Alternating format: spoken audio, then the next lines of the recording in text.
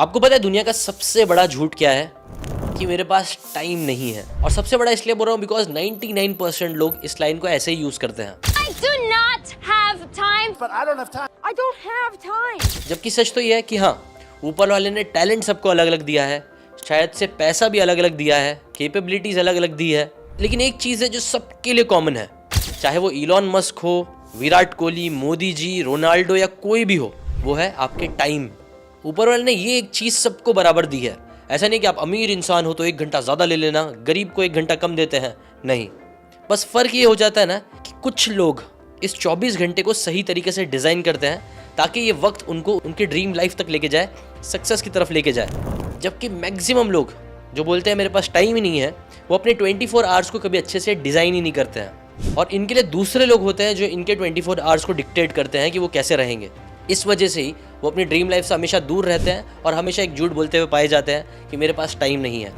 इसलिए आज के इस वीडियो में हम इसी टॉपिक पे डिस्कस करेंगे कि कैसे आप अपने 24 आवर्स को डिजाइन कर सकते हो ताकि वो एक टाइम जो one of the biggest equaliser है वो आपका सबसे बड़ा एडवांटेज बने और आपकी ड्रीम लाइफ की तरफ आपको लेके जाए। और ये चीज करने के लिए मैं एक बहुत ही अमेजिंग बुक की हेल्प लेने वाला हूँ जिसका नाम है how to live on 24 hours a day by Arnold Bennett. अपने टाइम को सही तरीके से डिजाइन करने के लिए आज मैं आपके साथ एक 7 स्टेप फ्रेमवर्क शेयर करने वाला हूं जिसे मैं बोलता हूं टाइमर्स।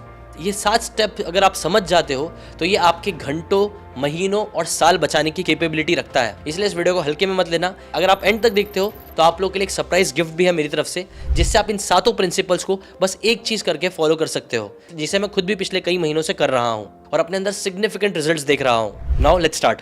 टाइमर्स का टी स्टार्ट करता है टाइम इज मिरेकल के लिए। कभी आपके कोई पैसे वैसे घूमे हैं या चोरी हो गए हैं? 500, 1000? कमेंट करके बताना कि मैक्सिमम आपका कितना पैसा घुमा है।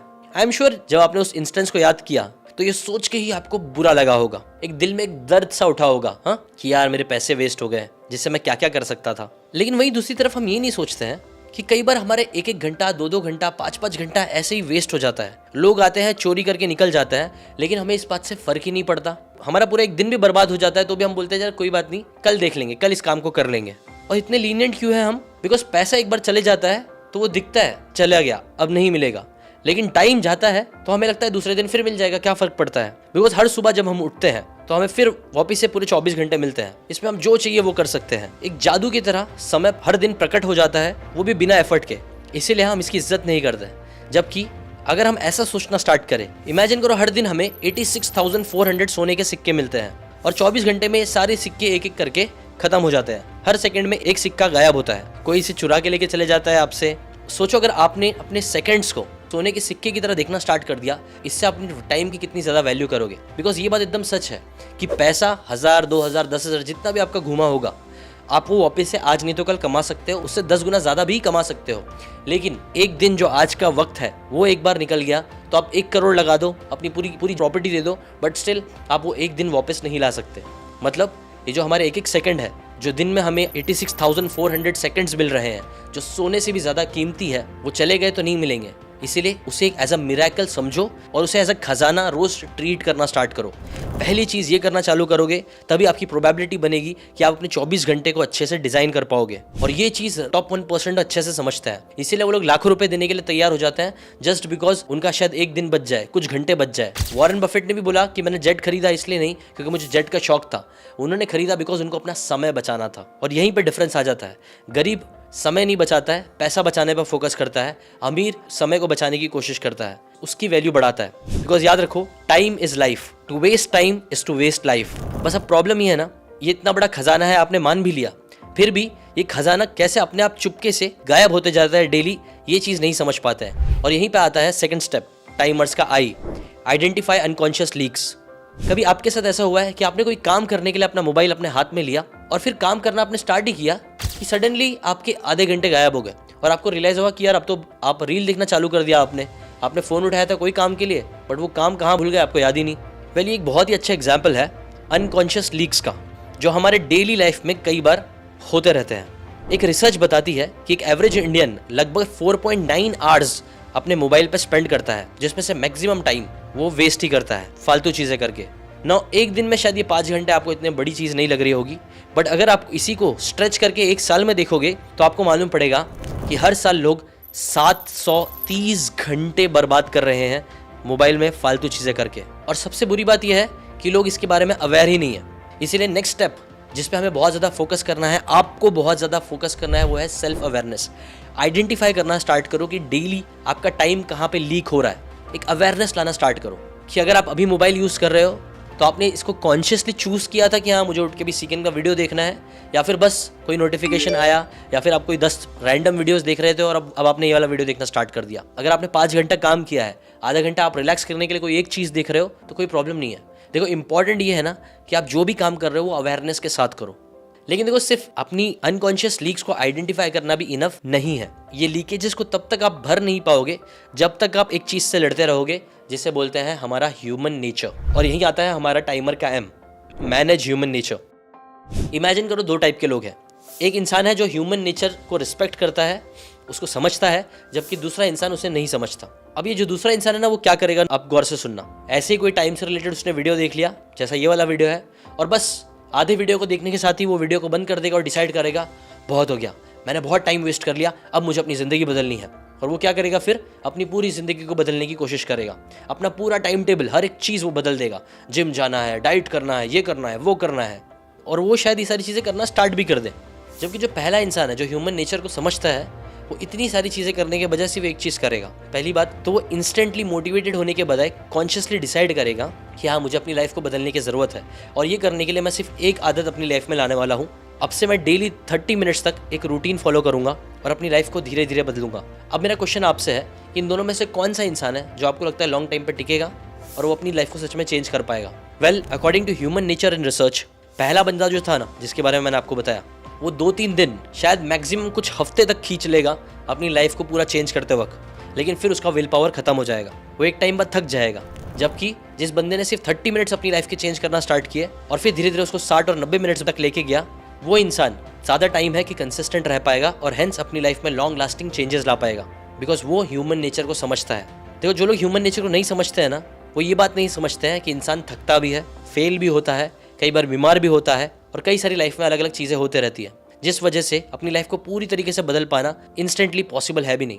जबकि अगर वो बस 30 मिनट्स अपनी लाइफ को चेंज करना स्टार्ट करे डेली, तो एक साल में ये 30 मिनट्स जुड़ते जुड़ते 180 घंटे बन जाएंगे। वहीं अगर उसने फिर इस 30 को 60 बना दिया, 90 बना दिया, तो साल के वो 590 घंटे तक वो अच्छी चीज़ें कर सकता है।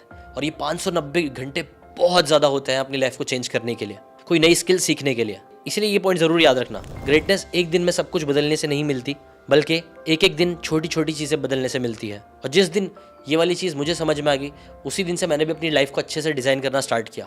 आपके लिए भी एक पॉइंट बहुत इंपॉर्टेंट हो सकता है, इसलिए चाहिए तो इस पॉइंट को वापस से सुन लेना। और एक बात याद रखना, इस चीज़ को करने से आप अपने कुछ घंटे पॉजिटिव तो कर लोगे, लेकिन उस पॉजिटिव घंटों में आपको करना क्या है, कहाँ से आपको एग्जैक्ट ग्रोथ मिलेगी, यहीं पे आता है हमारा नेक्स्ट पॉइंट, वो है एलिवेट थ्रू ग्रोथ आवर्स। आपको पता है बेंजामिन फ्रैंकलिन जो फाउंडिंग फादर्स थे अमेरिका के, वो स्टार्टिंग में इतने बड़े हस्ती नहीं थे।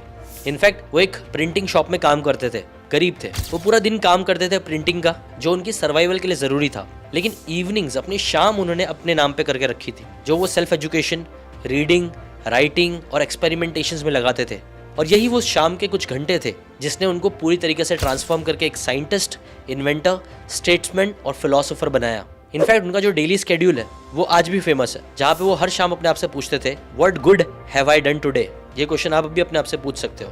देखो आर्नल्ड बेनेट बोलते हैं ना कि ना हमारा दिन कई बार दूसरों के हिसाब से डिजाइंड होता है, ऑफिस, घर का काम, ये सारी चीज़ें, लेकिन कुछ घंटे तो आपको हमेशा मिलते हैं ऑफिस जाने से पहले या फिर ऑफिस से आने के बाद, जो आपके पास है, जिस पे फोकस करके आप अपने लिए एक रियल लाइफ बिल्ड कर सकते हो, ऐसी लाइफ जो आपको सक्सेस की तरफ लेके जाए।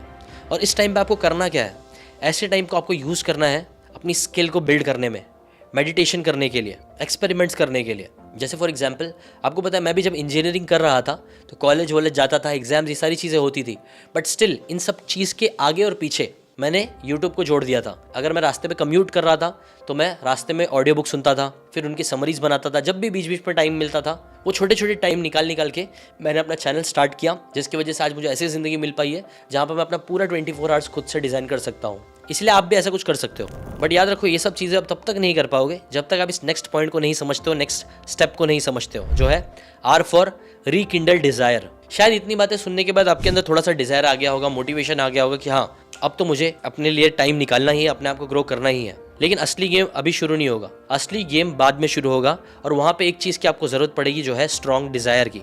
सिर्फ इम्प्रूव करना है, अगर आप ये सोचोगे तो इतनी सारी चीज़ें नहीं होगी। जो भी सपना आपका है, उस सपने के पीछे आपका एक स्ट्रॉन्ग डिज़ायर होना ज़रूरी है कि आपको ये काम करना है तो वो क्यों करना है। जब तक आप एक सॉलिड डिसीजन नहीं लोगे जिसके पीछे एक बर्निंग डिज़ायर होगा, तब तक आप चीज़ों को नहीं कर पाओगे। बिकॉज साइंस भी बोलता है कि जब आप एक स्ट्रॉन्ग गोल, एक स्ट्रॉन्ग वाई अपने लिए क्रिएट करते हो ना, तो आपका ब्रेन का रेटिकुलर एक्टिवेटिंग सिस्टम RAS वो एक्टिवेट हो जाता है और इससे आपको अपॉर्चुनिटी ज़्यादा दिखने लगती है और आप ज़्यादा फोकस कर पाते हो अपने गोल्स पे। इसीलिए अपने डिज़ायर को बढ़ाते रहो। बट याद रखना, सिर्फ डिज़ायर भी अकेले काम नहीं करेगा जब तक ये नेक्स्ट पॉइंट आपकी लाइफ में नहीं आता, और वो है S for strengthen your focus. अगर आपके अंदर एक अच्छी इच्छा जाग भी गई है कि आपको अपनी लाइफ को बदलना है, हर एक चीज़ करना है, लेकिन फिर भी आपको प्रॉब्लम आएगी, आप अपने टाइम को कंट्रोल नहीं कर पाओगे जब तक आप अपने माइंड को कंट्रोल करना नहीं सीखते हो। और माइंड को कंट्रोल करने के लिए आपको प्रैक्टिस करनी पड़ेगी। देखो, हमारा दिमाग है ना, डिफ़ॉल्ट पे चलता है, जो ज़्यादातर पास्ट में अटका होता है या फिर फ्यूचर की चिंता करता रहता है, जिससे होता ही है कि वो अपना प्रेजेंट टाइम वेस्ट कर देता है। और ये ना हो, इसके लिए आर्नोल्ड बोलते हैं कि आपको अपने ब्रेन को ट्रेन करना पड़ेगा डेलिबरेटली। जैसे एग्जाम्पल, हार्वर्ड की एक स्टडी है कि अगर आप 8 हफ्ते तक मेडिटेशन करते हो तो इससे आपका ग्रे मैटर बढ़ता है, जो आपके फोकस और मेमोरी को इंप्रूव करता है। मेडिटेशन बेसिकली क्या होता है, किसी एक चीज़ पर अपना पूरा ध्यान देना, चाहे वो आपकी सांसें हो, चाहे आपके थॉट्स हो, चाहे मेरी आवाज़ हो। ये भी ट्राई कर सकते हो आप कि कोई एक प्रॉब्लम के बारे में सोचो तो 10-15 मिनट तक सिर्फ उस प्रॉब्लम के बारे में सोचो। इससे आपकी डीप थिंकिंग और फोकस कर पाने की एबिलिटी भी बढ़ेगी। और इस फोकस का सबसे ज़्यादा फायदा आप तभी उठा सकते हो जब इस फोकस के साथ एक अच्छा डायरेक्शन हो।